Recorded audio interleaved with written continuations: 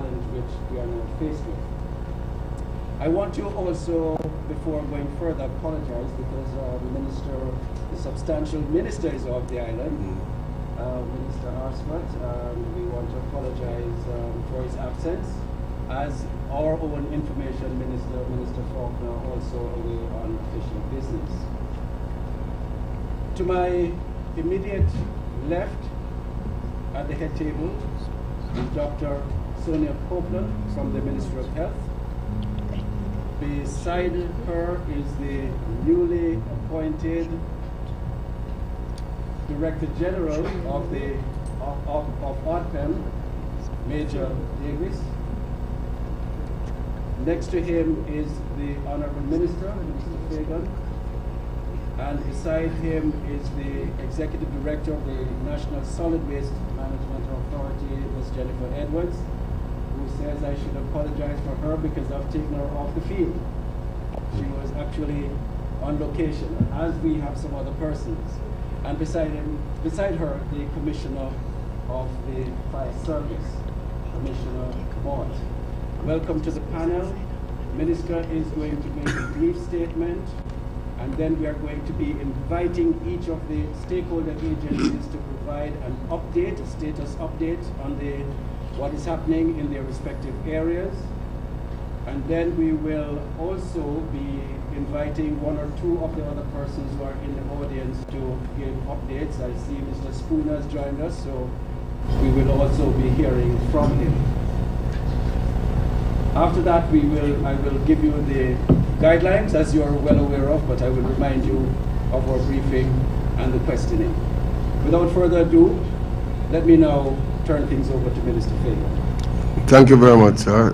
Ladies and gentlemen, media representatives, as you are aware, the National Emergency Operations Center was formally activated yesterday in a response to the fire and possible threat posed to the public and the environment. Status reports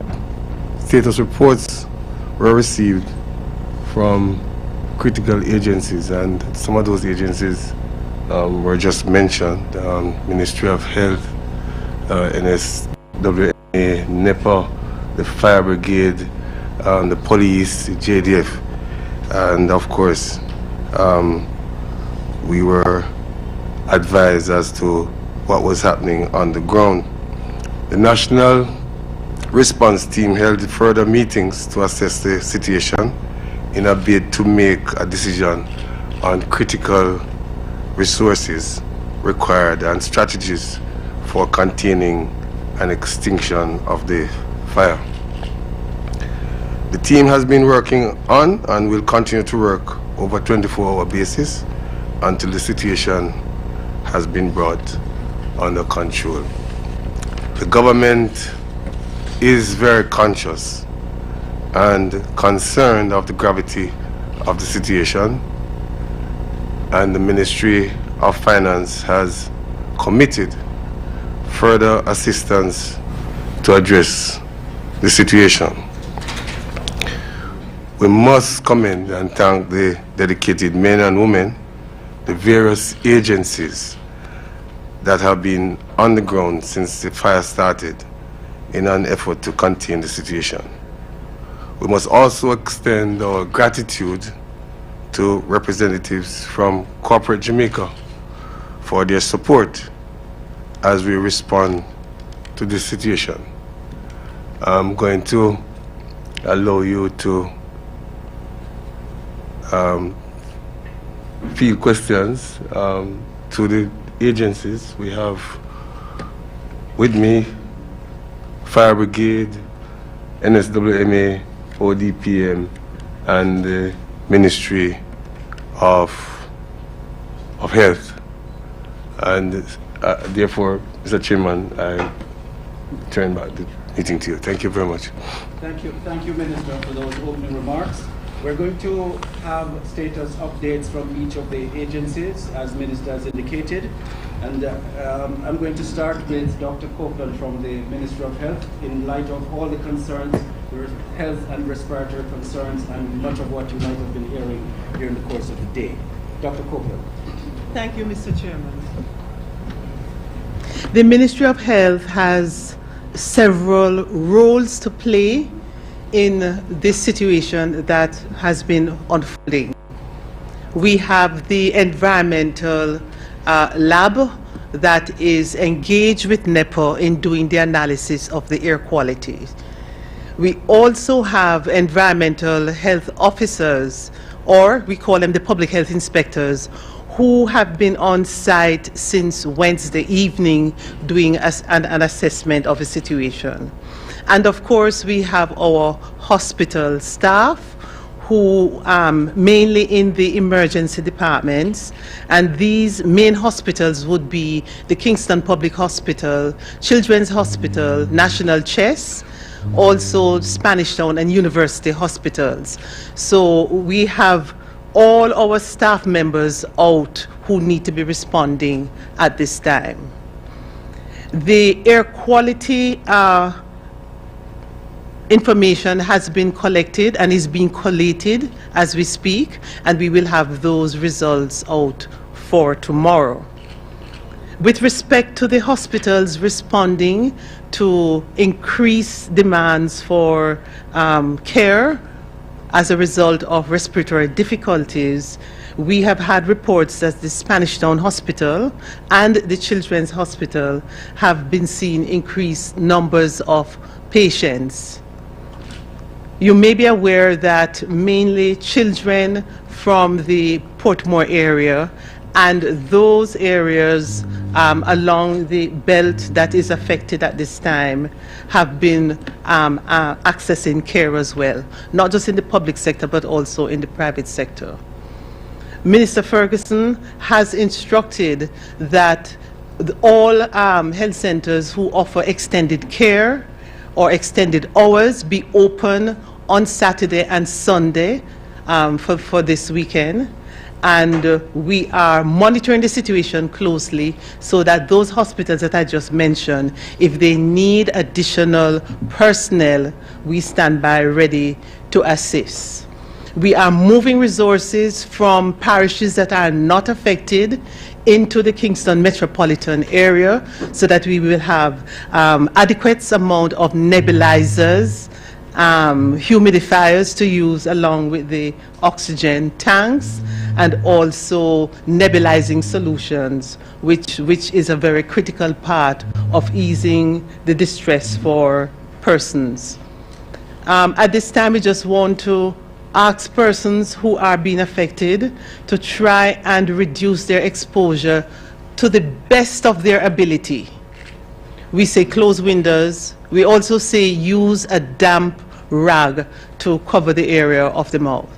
Now, for those responders, first responders, we have reminded them that those who are very close in the area, and I know that the fire brigade, they know this, they actually need to be using their respirators, and others who are not too close need to be using maybe not one, but actually 2 dust masks.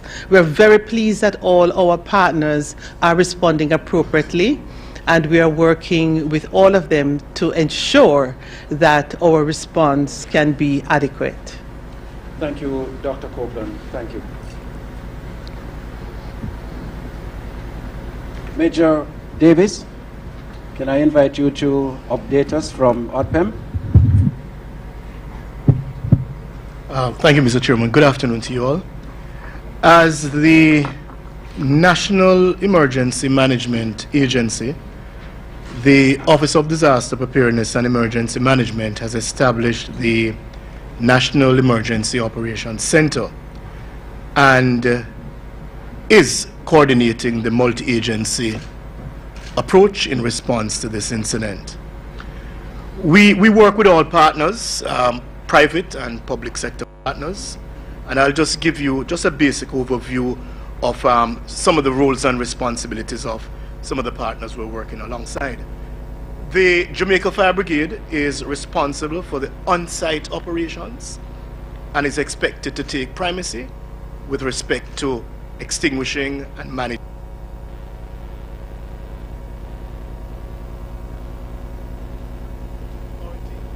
Provides support on the ground at the landfill.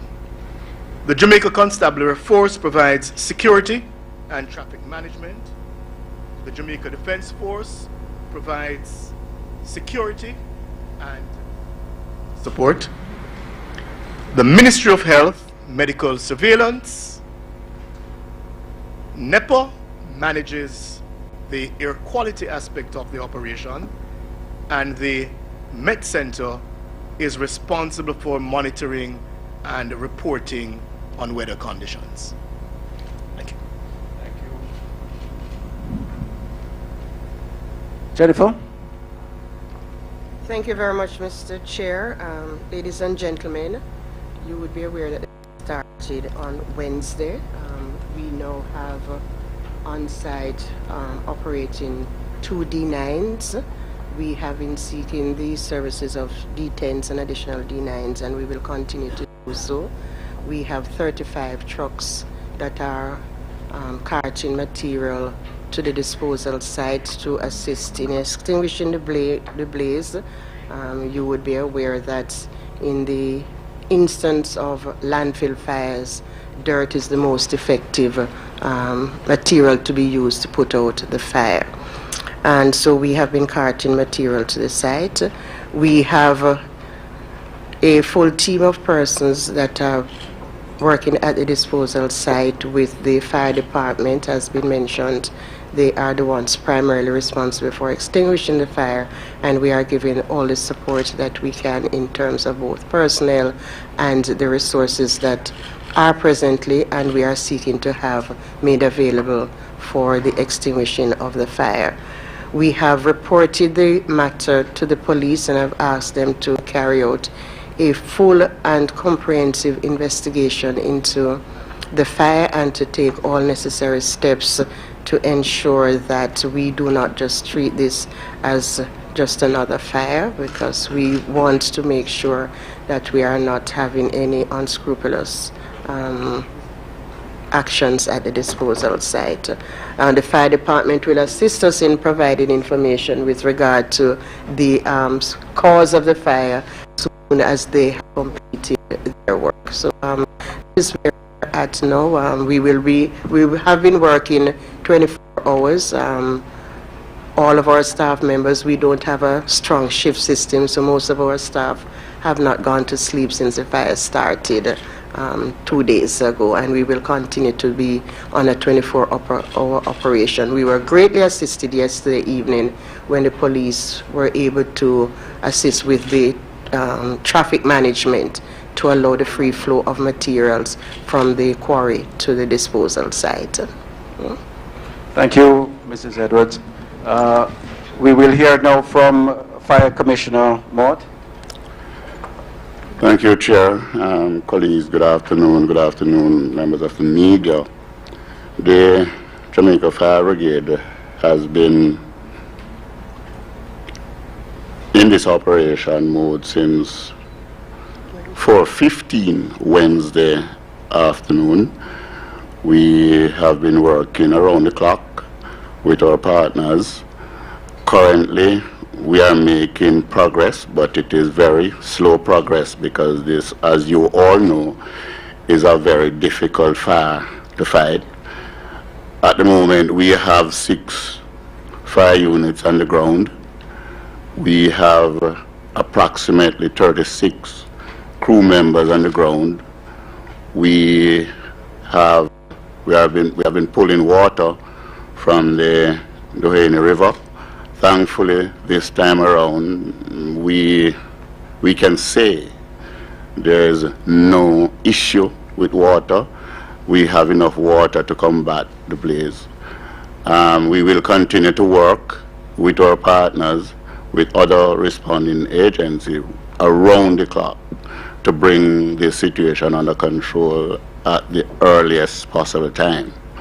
But I must repeat that this is a very difficult fire to fight. The fire is feeding itself basically. As you understand that the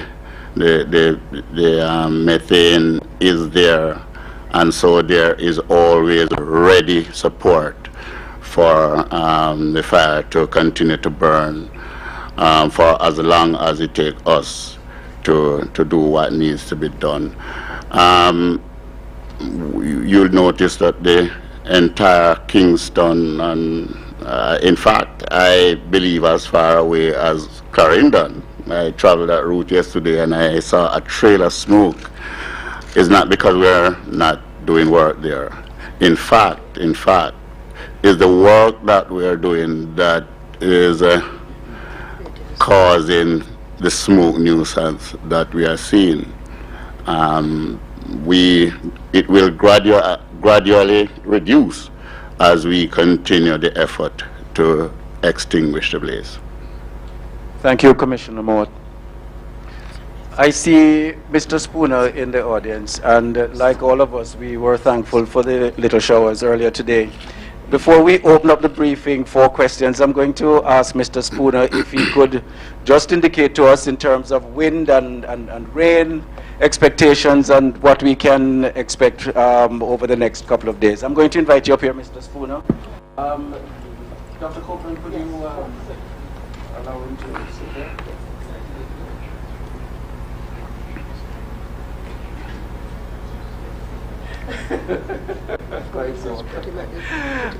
I'm sure Mr. Spooner has some good news for us. Thank you very much, Mr. Chairman. Good afternoon, everybody. I first of all would love to give you an update on the atmospheric conditions that is prevailing in our area. There is currently a high pressure ridge across the region, and what this has done is that it has resulted in an inversion in the lower levels of the atmosphere. What this really does is that it suppresses upward motion of the air and caps the smoke from going up, and as a result, this blanket of smoke is right across the area. The wind also has something to do with the dispersion of the clouds. And what we do have is that during the nighttime, the wind regime is from the northerly component, so moving from land to sea. And these winds are generally light and variable. And during the daytime, the wind is from the east-southeasterly to the southeasterly direction at a much stronger speed. What has been happening over the past couple of days is that the winds have been extremely strong out of the east-southeast, and as a result, the smoke is drifting out to the west and the north. Last night was significant because the winds were light and variable from the northwest. So instead of shifting it out to sea, it was more shifted over into the corporate area. We had some rainfall today, which has cooled down the atmosphere somewhat. And I just look at the projection into the weekend. We're not expecting any significant amount of rainfall. Again, we are expecting a few brief showers on Sunday. The high pressure ridge is expected to be the predominant feature, so this inversion should continue to exist. And the winds, however, are expected to slacken somewhat, to be a little bit weaker during the daytime out of the east, southeast, and the southeast, so that the firefighting efforts should not be as difficult as it was because of the extremely high winds in recent times. Thank you very much. Thank you, Mr. Spooner. And thanks to the panel for the status reports. We are now going to open the briefing for some questions. And I know all of us and our colleagues, we are well aware of the rules. We're going to allow a question and a follow-up question from each, and we will go to each media house or representative around the room first. And if there is time available, then we will take some further questions. I can ask you, media colleagues, to identify yourselves and your media house and the person to whom you are posing the questions. I recognize.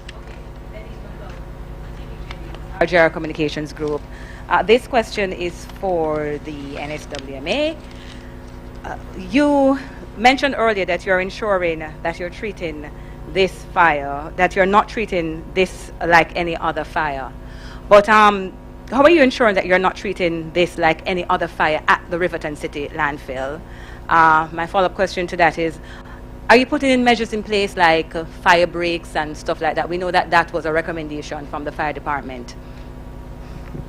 There are in place fire breaks. Those have to be changed from time to time. As was indicated when the fire started on Wednesday, in fact, we, both ourselves and the fire department, were of the view that it would have been a fire easily contained. The wind changed all of that, and what we had was the fire escalated very rapidly on Wednesday night.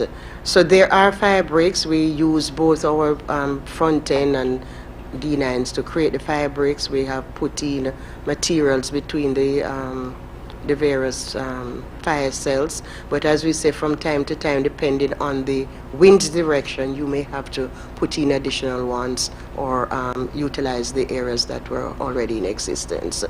The decision has been taken that once we can get sufficient additional equipment, and that is usually the challenge that you face, is that we will, even as we seek to spread and cover the existing fire, is to continue to cut up the landfill into almost a pie so that we are managing the cells consecutively. What you're doing now with the limited equipment is trying to manage a very big area. So we want to put ourselves in a position with the additional equipment once that is in place to have the areas separated and managed by individual units. You mentioned the rules earlier, but there are like 10 people up there, like 4 or 5. So may I ask, I have a question for Dr. Copeland, and I also have a question for the fire people. Is that okay to ask them? All right. Okay. Dr. Copeland, I want to speak to you a bit about resources. Dr. Copeland? Oh Lord, this is hard to manage. Go ahead and stay at the microphone. Pass the microphone around. You might need to just stay close by.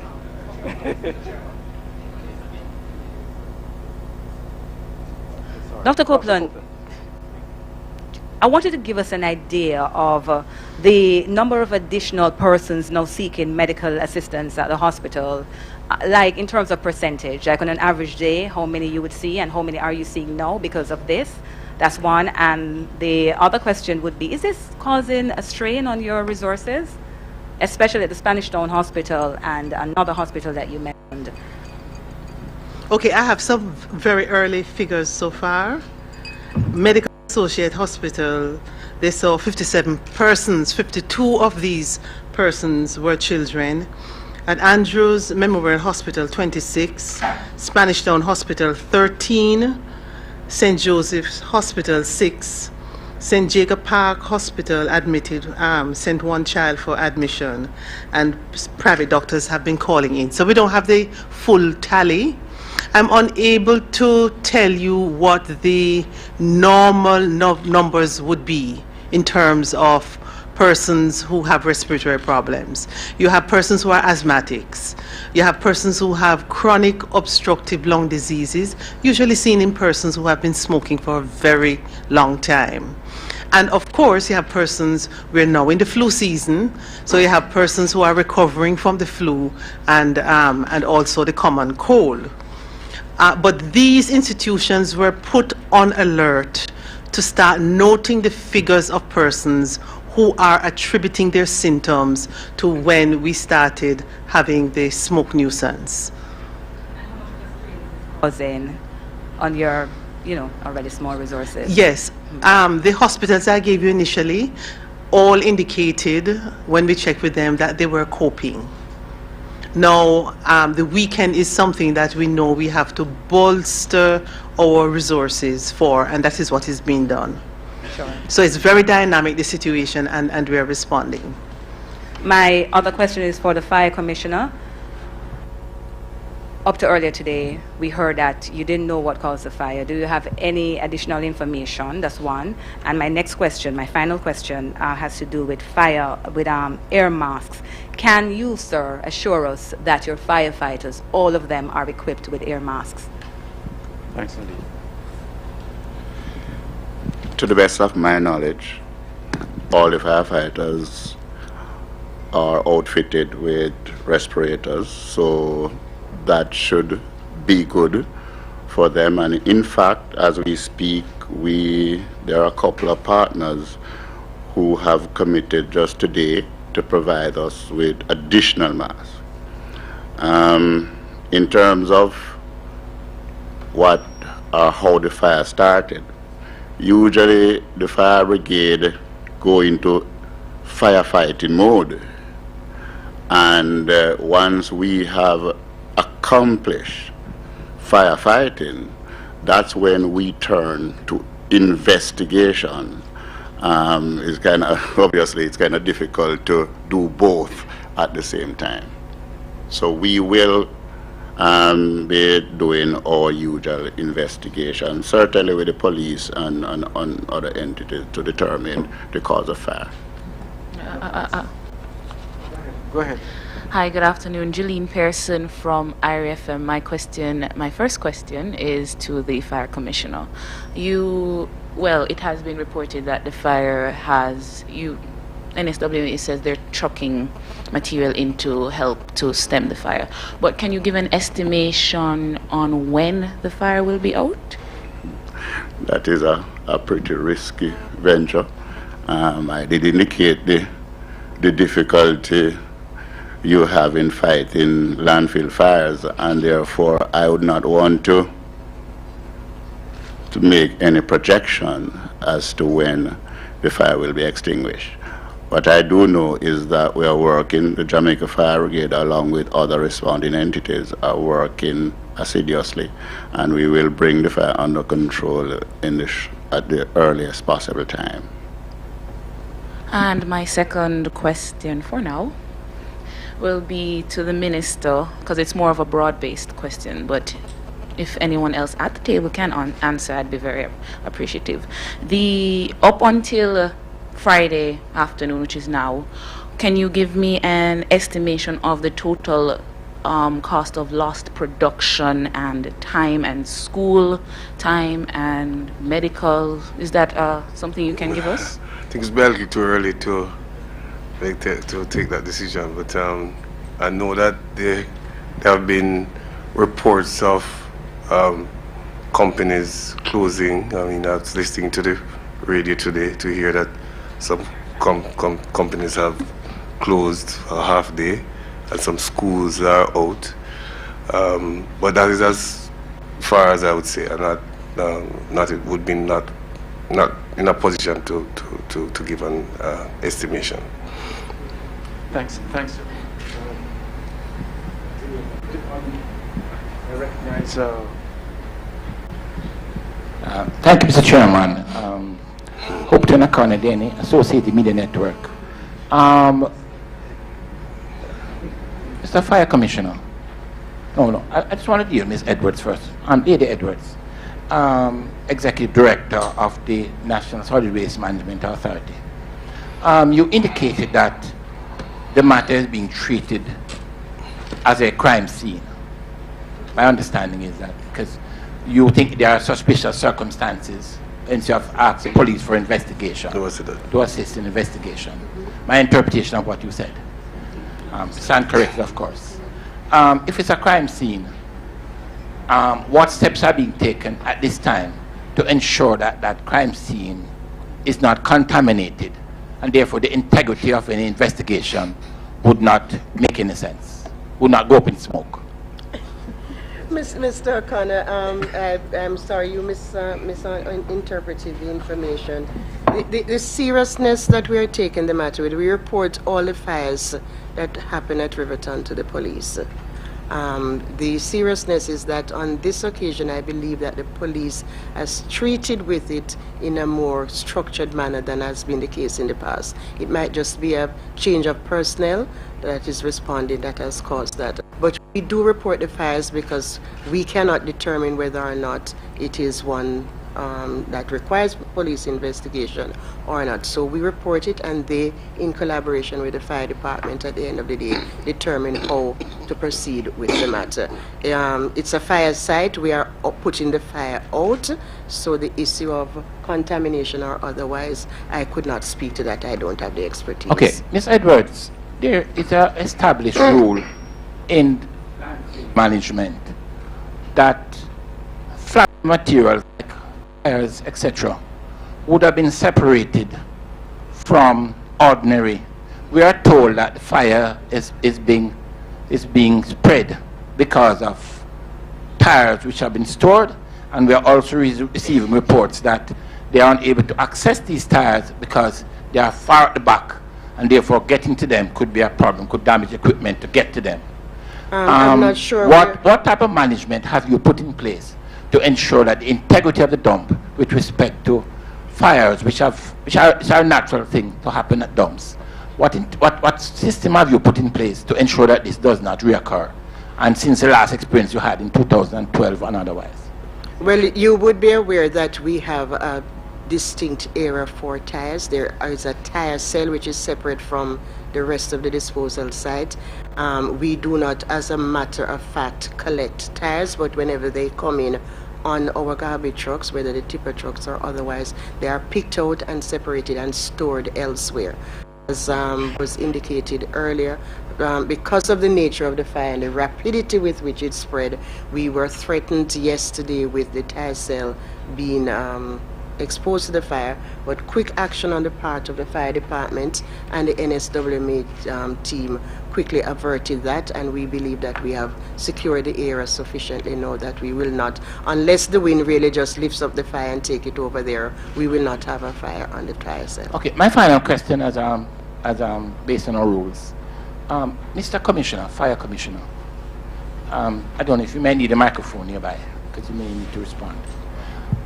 Sir, you have indicated that, and I hope I have not misunderstood you like I misunderstood Ms. Edwards. You said that you do not know what has caused the fire. Am I correct in saying that? Didn't say that. What did you say? In fact, I said we have not commenced investigation into the cause of the fire. No, I think you said that you don't know what has caused the fire. But if you, well, if you don't investigate, you won't know, and we have not gotten into that phase. All right, so you are fighting a fire that you don't know what has caused it, so you don't know what you're fighting there. We know what is burning. We know what is burning. We know what is burning. All right. The question is, my question to you, sir, is, what about foam is normally used? To do what?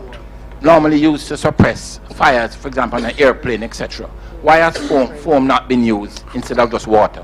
Because water can tend to... How we're not, it's not simply water that is being used to... What you said, sir. I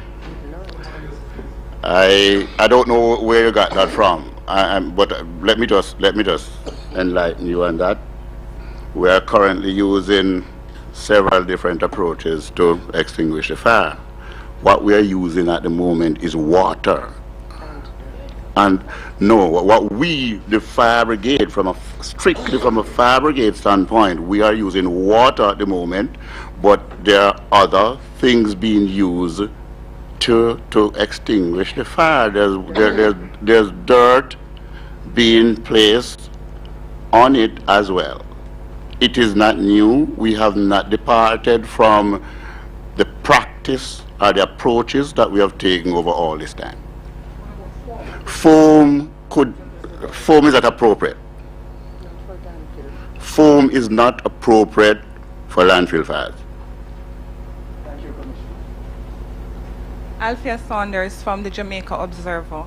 I believe at one point there was a discussion or a proposal to move the dump. What has happened to those discussions? Are they still on the table?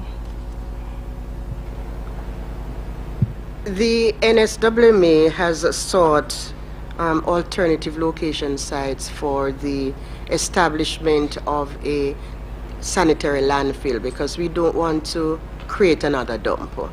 And in collaboration, consultation with the NLA, some areas were identified. We are having the Underground Water Authority investigate those areas to advise us as to the suitability of those areas. But you would also be aware that the government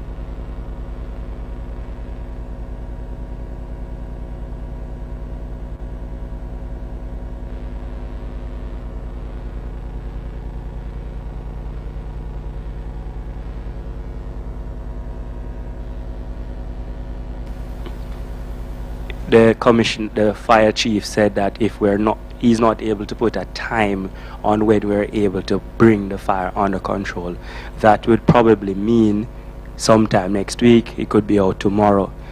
That would mean the students could lose a lot of preparation time.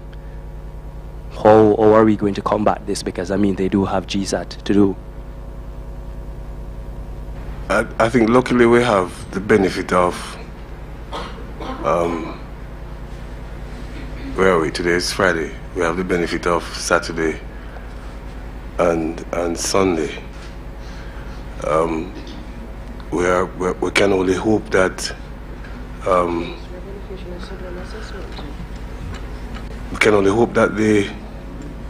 we will be able to extinct the fire within short order.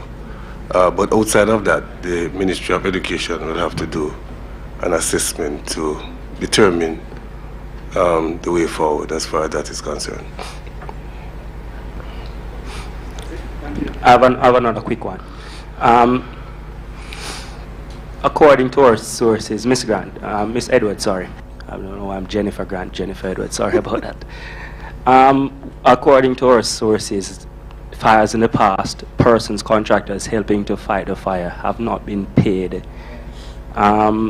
Reports. Are we having any issues this time around with contractors not willing to help in the fight because they have not been paid in the past? I can assure you that since my advent at the NSWMA, any person we have contracted for service, we have paid them. We might not always be able to pay them the day after on time, but we certainly do not owe anybody for any service that we have contracted, because we have endeavored to ensure that we do not spend more than we know we will get. Finally, not a question, just some information I need from you, Ms. Edwards. How many fires have we experienced since you took over? Wow. Fires of this size? The disposal site is a place that is prone to fires. So we have fires like every 3 months at one or the other of the disposal site, but they tend to be very small. We manage them within a couple of minutes or hours, and they're out of the way. I believe that the major ones that we have is this one and the tire fire that we had sometime last year. Thanks, Ray. Yes, Shannon Dawkins from RJR 94 FM. Just wanted to know, my question will be directed to Ms. Edwards. Wanted to know, will anyone be held accountable for what some persons are calling the apparent lack of management at the facility? Well, I'm not sure what is the lack of management and what that means. It tends to be a very broad word.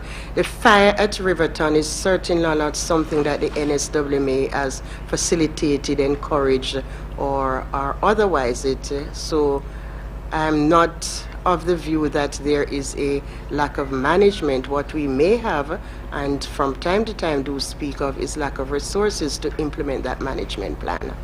What do you think they say about the management, or the NWA's management of the facility? Of the facility? I believe that the NSWMA has managed the facility as best as is humanly possible based on what we have there. We have a 45-year-old facility that has been dumping waste there, unsorted waste for that period of time. We have over 6,000 tons of waste going to the disposal site on an average week, and I believe that based on all of that, they have done very well in keeping the disposal site from erupting more frequently and from being a health risk to the general population. But clearly, from where I'm standing, it doesn't appear as if, you know, there is good management, because we had a fire some time ago, last year, 2012, and a raft of measures were said will be implemented to stem the problem, and yet still we have another fire which would appear to be more than the last one. And I did indicate, when we had the last year, we indicated what it would cost to cover the disposal site. And that is what you need to have happen to prevent a fire from getting out of control. You cannot prevent the fire from happening, but you have to, it would prevent it from getting out of control if it is Certainly fully can put measures covered. in place. So we had indicated then what it would be the cost. We were not able to secure that resource at the time, but we proceeded to maintain as best we can with whatever resources were made available. And we will continue to do so. As was indicated, we are seeking additional resources, and we are very hopeful that we will be able to get some so that we can fully cover the site. It's 8 of them, but we can fully cover this one in the first instance, maintain the cells, have the tipping phase that is active covered from time to time. Are you saying that the full responsibility should not be placed on you? I'm saying the full responsibility. It's not the responsibility, it's the full blame. All right, thanks. Who then should it be placed on? Thanks, Mrs. Edwards. Can we move the question along, please? We can come back to you if we have some time. Final question. No, wait, please, Mr.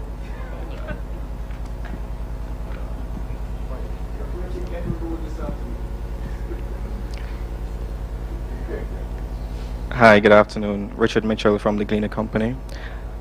This question is for the Executive Director of the National Solid Waste Management Authority.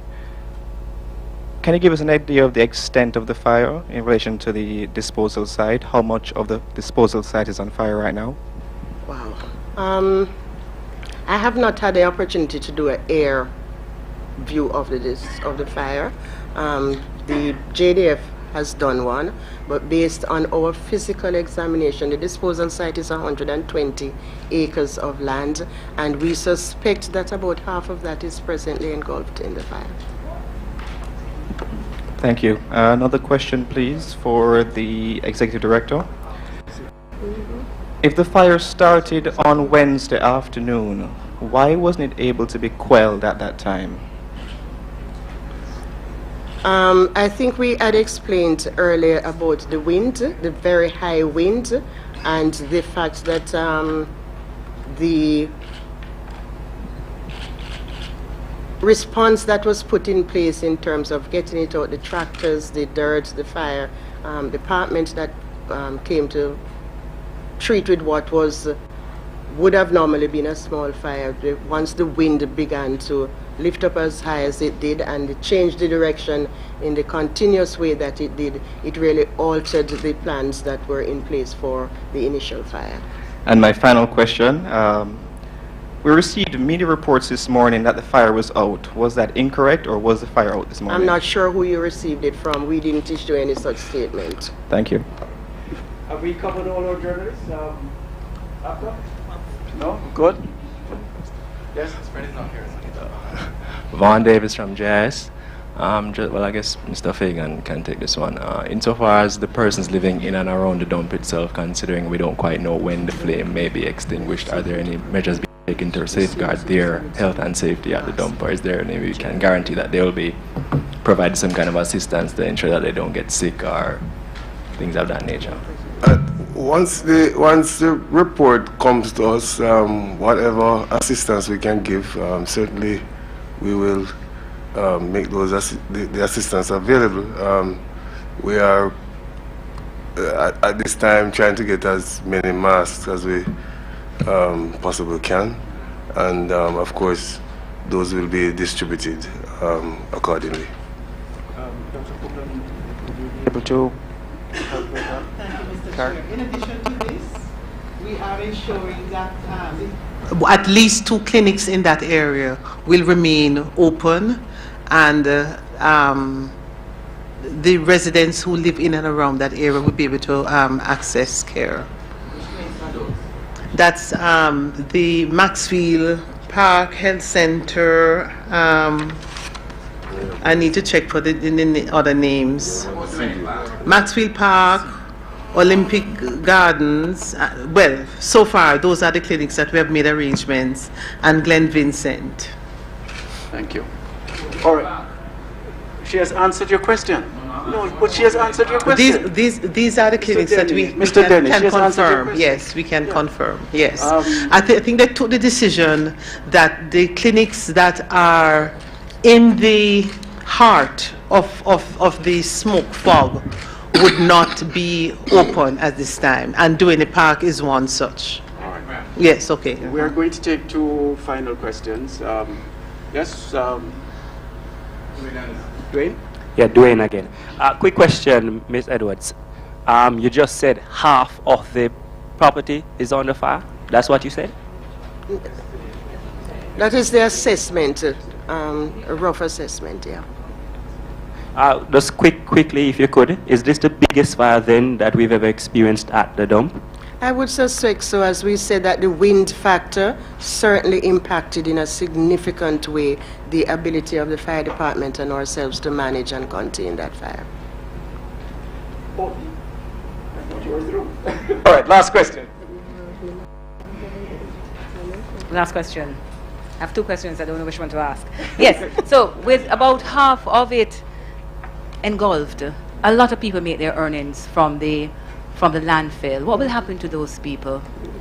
Well, as long as your workplace is not accessible for you to do work, you will not be able to work. So that really is the situation. The workplace, which is the disposal site, so as it is now, not now available. So as it is now, it's closed, because yesterday when I was there, I saw people moving in and out. And we have taken the decision that for their own health and for our ability to move as quickly as possible to contain the fire, that we would not be able to allow them to continue on the disposal site. So they have been prohibited from entering the site. And in terms of money, how much is it costing to fight the blaze so far? Maybe the fight. Well, we have not yet been able to tabulate that.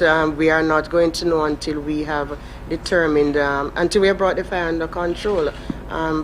It is never a cheap exercise, because heavy duty equipment has to be engaged, and we also have to move material onto the site, which is at a cost to us. So until we have completed the exercise, we certainly would not be able to say how much it is, and we don't want to begin to guess at this time. Thank you, Mrs. Edwards. Thank you to the panel. Thank you to our journalists. I'm going to invite Dr. Copeland to just reiterate for us the things that residents need to do, persons who are affected by having respiratory illness and other impact from the fire and the smoke. Thank you, Mr. Chair. The heavy smog is affecting the entire Kingston and metropolitan area. We are saying to persons, whether or not they have underlying respiratory problems, that they are to try to reduce their exposure to this as best as possible, and they can do so by closing their windows, especially at the time when the wind is sending the smoke and dust particles in that direction, and that they are to cover their nose and mouth with a clean, damp rag to prevent inhalation of the smoke. The persons who are living in and around the vicinity of the Riverton City Dump, we are encouraging them to seek medical attention at the health centers that we have just named a while ago.